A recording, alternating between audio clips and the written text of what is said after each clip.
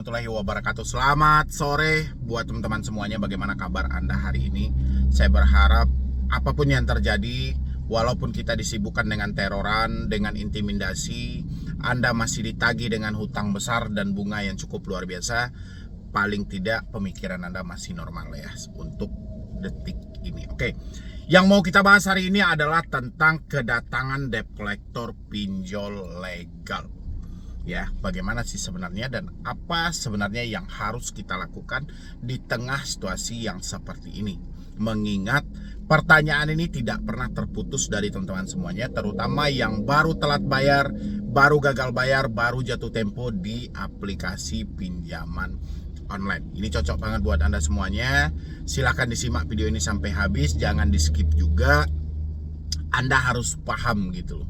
Ya, soalnya kalau Anda nggak paham, ini bisa menimbulkan risiko-risiko yang fatal banget untuk ke depan. Tapi sebelum saya lanjutkan untuk membahas videonya, seperti biasa buat teman-teman semuanya yang belum mensupport channel ini, boleh disupport dulu, boleh didukung dulu. Yang mau bergabung di grup Solusi Utang MB, silahkan tinggal klik tombol gabung yang ada di bawah nama channel. Karena grup WhatsApp kita itu tidak terbuka buat publik dan ini hanya khusus bagi mereka yang mau bergabung saja.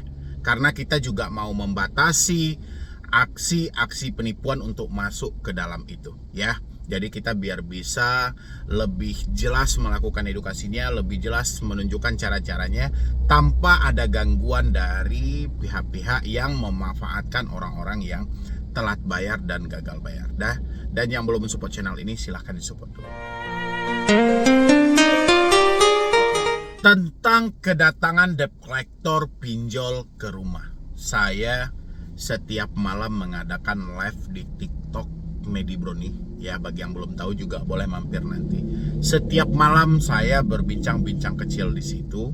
Ya, kalau saya untuk live tetap itu kan di YouTube per malam minggu ya. Jadi sekali seminggu. Tapi di TikTok saya sempatkan waktu saya sambil saya melihat-lihat juga sejauh mana sih orang-orang ini telat bayar dan gagal bayar, dan seperti apa sih, hal-hal apa sih yang mereka takutkan.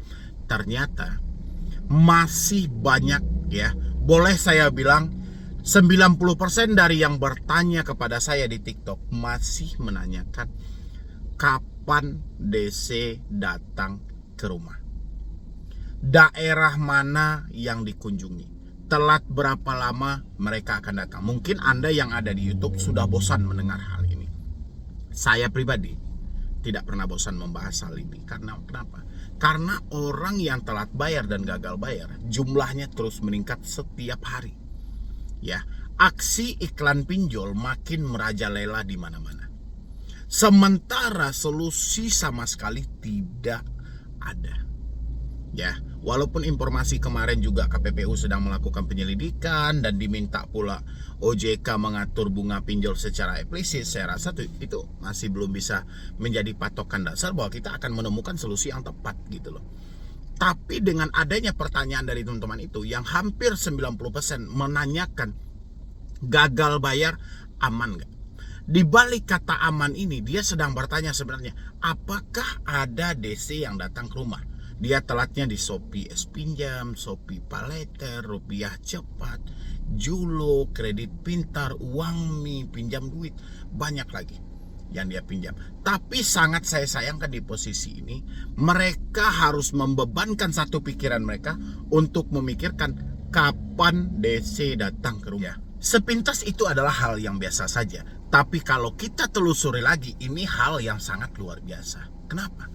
Banyak orang yang memaksakan diri, saya perhatikan ya. Banyak dari teman-teman saya yang satu profesi juga kita melakukan edukasi, memaksakan menjawab sesuatu yang jelas-jelas faktanya tidak akan sama. Ya, kenapa saya bilangnya seperti itu? Contoh, ada orang di YouTube yang aktif mengedukasi. Contoh, dia sedang menanggapi curhatan orang yang ada di daerah Jawa Timur, bahwasannya dia habis dikunjungi oleh debt collector aku-laku atau kredivo.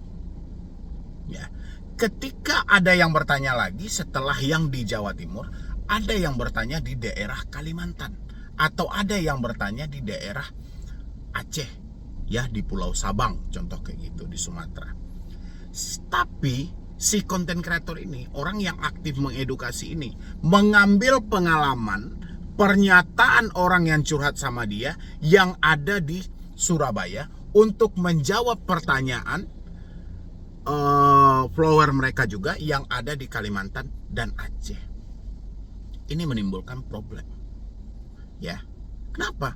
Karena pengalaman dia yang ada di Surabaya, ya, atau satu kejadian yang diceritakan oleh si debutur ini, dia berada di Surabaya, tidak bisa kita bagi ke mereka yang ada di Kalimantan dan Aceh. Ya, sehingga inilah yang terjadi. Bentrok dalam hal itu. Dan ketika ada orang menyampaikan dia habis dikunjungi oleh aku-aku, satu Indonesia kacau. Ya, di provinsi ini juga ribut, di provinsi ini juga ribut, di provinsi ini juga ribut. Padahal saya selalu teriak, ngomongin mungkin hampir setiap hari sama teman-teman semuanya, bahwasannya walaupun Anda terjebak di pinjol yang sama, masalah Anda tidak akan sama. Ya, Anda sama-sama terjebak di pinjol A, dan habis itu ada 3 orang yang sama terjebak di sana, yang satu dikunjungi, yang 2 belum tentu. Ya, ini menyangkut SOP perusahaan. Tapi yang terjadi, ya, dari teman-teman saya juga yang selalu aktif mengedukasi, memaksakan jawaban orang lain untuk menjawab pertanyaan orang lain. Ya, dan saya berpesan, dan buat teman-teman juga yang baru telat bayar dan baru gagal bayar, ini penting untuk Anda pertimbangkan. Misalnya Anda bertanya, apakah debt collector di daerah Sidoarjo ada? Terus dia bilangin, ada. Ini adanya ada seperti apa? Dia mengambil pengalamannya dari mana? Apakah dia mendapatkan informasi langsung dari perusahaan pinjolnya atau dari mana? Kita harus tahu nih informasi yang lebih jelas. Karena gini, orang yang galbay pinjol, saya selalu mengistilahkan ibarat orang sakit. Ya, orang sakit ini dia mengharapkan ada solusi dan obat yang jelas untuk penyakit dia. Ya, ketika kita tidak paham dengan penyakit dia dan kita memaksakan diri untuk menunjukkan obat bagi dia, bagaimana kalau hasil telanan tadi berubah menjadi racun bagi mereka? Ya, jadi ada pertanyaan di pinjol ini yang tidak ada jawaban sama sekali. Contoh, kapan DC datang ke rumah? Ini hanya berdasarkan pengalaman dan perkiraan. Pastinya tidak ada. Ya, apakah kita harus berpatok ke hal ini? Nggak bisa. Yang terjadi adalah kita takut keluar rumah, kita malas beraktivitas. Ya, bagaimana kita seharusnya, Bang? Oke. Saya selalu berulang kali menyampaikan kepada teman-teman semuanya, kalau posisinya teman-teman panik, teman-teman sedang stres, menghadapi telat bayar dan gagal bayar karena keuangan sedang tidak baik-baik saja, sementara kita masih didesak oleh debt collector dengan berbagai macam versi penagihan, saya harap tenangkan pemikiran Anda sementara. Ya, jangan paksakan menanyakan solusi, tapi coba preskan pemikiran Anda dulu. Ya, kalau pemikiran kita sudah tenang, sekecil apapun solusi yang Anda dapat, Anda akan sukses untuk mempergunakannya.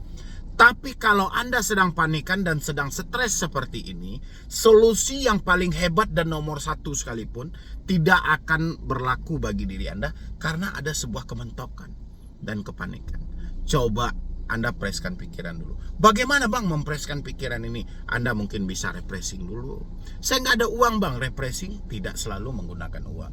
Mungkin Anda berkumpul dulu dengan kawan-kawan, atau Anda duduk ke suatu tempat yang bisa menenangkan pemikiran Anda, atau cari tempat curhat atau berbagi dengan orang sekitar yang benar-benar Anda percaya. Ya, begitu Anda sudah damai, ya, terkadang kita ini nggak selalu juga orang yang terjebak pinjol itu menginginkan solusi, tidak. Dia terkadang hanya membutuhkan tempat dia berkeluh kesah, tempat dia berbagi, hanya itu kok. Ya, di beberapa orang yang saya temui, mereka tidak membutuhkan solusi, tapi dia hanya membutuhkan telinga untuk mendengar curhatan. Ya. Jadi kita kembali ke topik video. Apakah DC pinjol legal akan datang ke rumah? Ya, jawaban ini tidak ada yang pasti, satupun tidak ada yang pasti.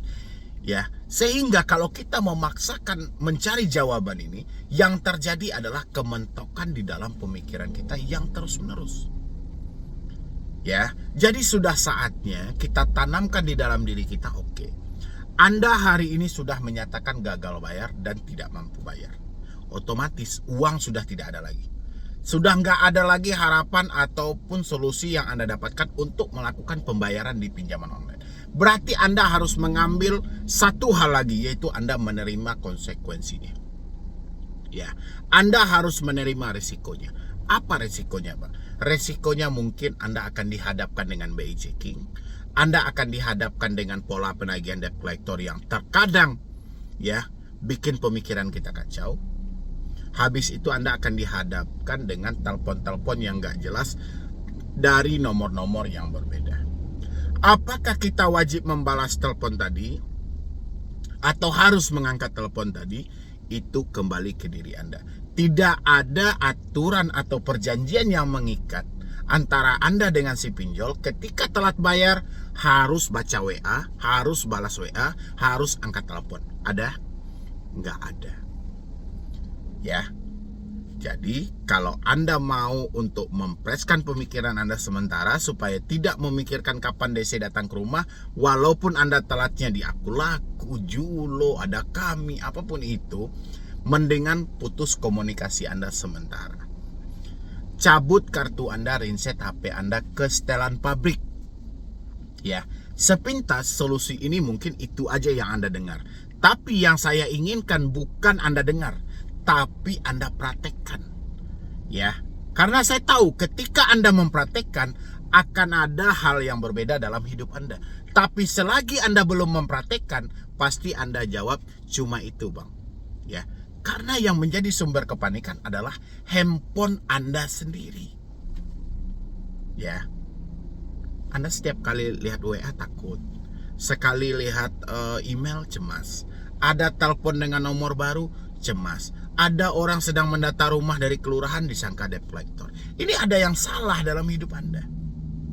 Ya, ini diperbaiki dulu. Kalau segi dari telepon-telepon dari debt collector, putus dulu komunikasinya. Apa susahnya sih? Ya, yang susah itu bukan mendengarnya, tapi mempraktekannya dengan keyakinan yang ada. Ya, makanya buat teman-teman semuanya, apapun yang Anda dengar hari ini, kalau hanya sebatas Anda dengar, hasilnya tidak ada. Tapi coba Anda praktekkan, saya yakin akan ada perubahan dalam hidup Anda dan kabari saya 2 minggu ke depan. Ya, mungkin dari saya cuma itu aja buat teman-teman, terutama Anda yang selalu bertanya tentang apakah ada debt collector ke rumah, apakah akan ada kunjungan debt collector ke rumah. Sesegera mungkin buang jauh-jauh pertanyaan seperti itu, karena itu adalah sumber masalah yang sebenarnya ketika telat bayar dan tidak mampu bayar di pinjaman online. Ya, jadi sekian dulu dari saya, Medi Broni. Wassalam.